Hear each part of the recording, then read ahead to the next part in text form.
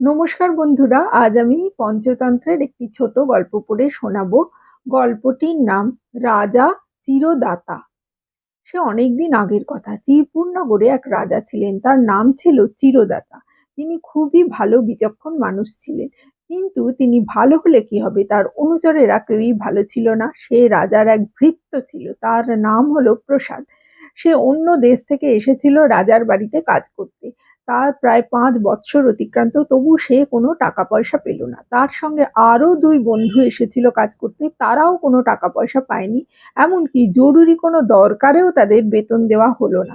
এরকম বেগার খেটে চললো তারা। এদিকে প্রসাদ যে নিজের অভাব অভিযোগের কথা রাজাকে জানাবে, সে সুযোগও সে পায় না। রাজার সভাসদদের নানান চাতুরিতে রাজার ধারে কাছেও সে যেতে পারল না। এদিকে রাজার একটা ছেলে ছিল, হঠাৎ একদিন তার মৃত্যু হলো। সবাই তো শোকে পাগল প্রায়। সবাই এসেছে তার পুত্র শোকে সান্ত্বনা দিতে। প্রসাদ সহ ভৃত্যরাও এলো রাজার কাছে। প্রসাদও সরলভাবে রাজার কাছে গেল, কিন্তু তার শোক জ্ঞাপনের ভঙ্গিটা যেন একটু খাপ ছাড়া। বন্ধুদের কথা না শুনে সে সোজা রাজার কাছে গিয়ে বলল, মহারাজ, আপনার ছেলে আর নেই, এ বড় দুঃখের কথা। আমরা 5 বৎসর ধরে আপনার বাড়িতে কাজ করছি মহারাজ, এখনো পর্যন্ত কোনো বেতন টেতন তো পেলাম না।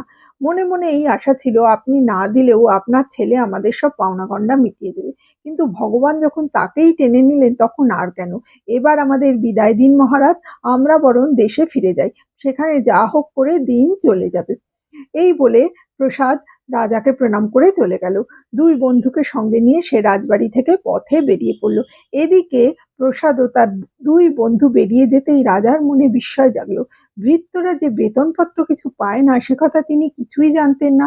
এখন তার মনে পড়লো, তাই তো ওরা দীর্ঘ 5 বছর ধরে আমার কাছে সরল বিশ্বাসে কাজ করেছিল, 1 পয়সা বেতন না পেয়েও কাজ করছিল, শুধু এই বিশ্বাস রেখে যে আমার ছেলে বড় হয়ে তাদের সব প্রাপ্য মিটিয়ে দেবে। তাহলে তো এরা বড় বিশ্বাসী ভৃত্য, এদের তো এমনি যেতে দেওয়া যায় না। এই ভেবে রাজা চিরদাতা তখনই লোক পাঠিয়ে রাস্তা থেকে 3জনকে ডেকে পাঠালেন। প্রসাদ ও তার বন্ধু রাজার কাছ থেকে এত ধনরত্ন উপহার পেল যে তাদের আর কোনো অভাব তো রইলই না, উপরন্তু ভবিষ্যতে কোনো দিন অনটনে পড়ার সম্ভাবনাও রইল না।